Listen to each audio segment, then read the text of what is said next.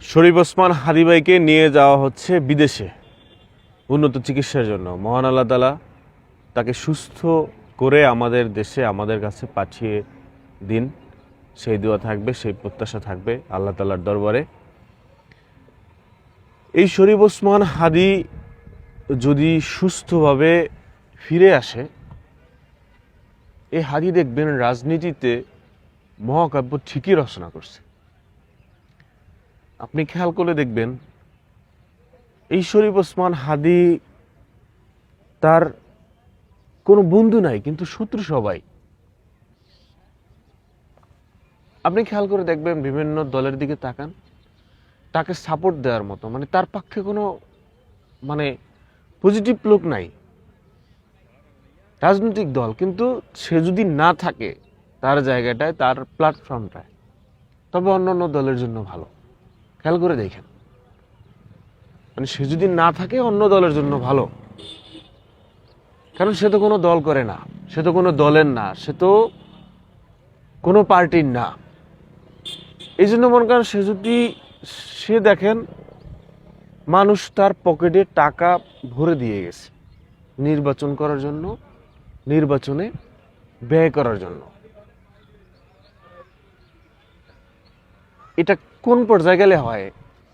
মানুষের প্রতি মানুষের ভালোবাসা তৈরি হলে, যে ভাই আপনাকে আমি পছন্দ করি, আপনাকে আমি হেল্প করতে চাই, অর্থ দিয়ে হোক, বুদ্ধি দিয়ে হোক, সাথে থেকে হোক, সময় দিয়ে হোক, যেভাবে হোক আমি আপনাকে চাই, আমি আপনাকে হেল্প করতে চাই।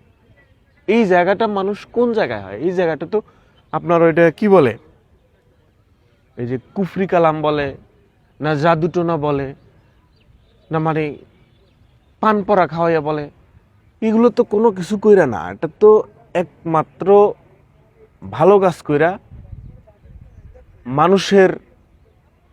মানুষের ভিতরের যেই কথা বলা, চাওয়া পাওয়া, আকাঙ্ক্ষা, এইগুলোর উপর কাজ করলেই মানুষ এই জায়গাটায় উঠতে পারে।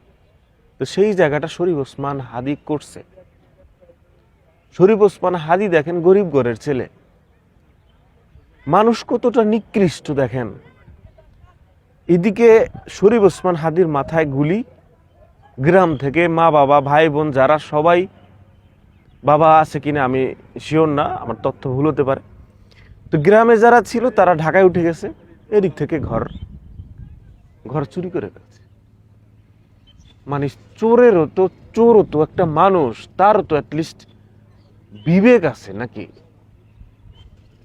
যে একটা মানুষ মৃত্যুর সাথে লড়তেছে, সেটা দেখার, সেখানে যাওয়ার জন্য তার পরিবার নিশ্চয়ই গ্রামে বসে থাকবে না, যাবে।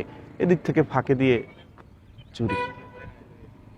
যাক, আল্লাহ তাআলা ফল এক সময় দিবে, সেই দোয়া করি। অপরাধীদের কি হয়েছে দেখেন,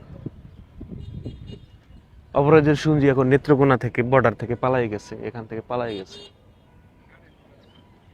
এই বাংলাদেশে যে আমরা বলি যে ভালো মানুষের দাম নাই,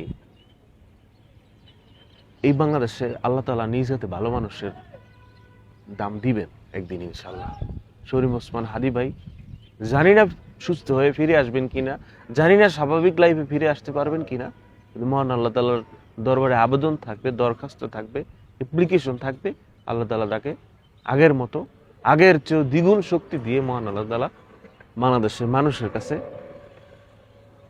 তার পরিবারের কাছে, বাংলাদেশের কাছে ফিরিয়ে দিন। সুম্মা আমিন।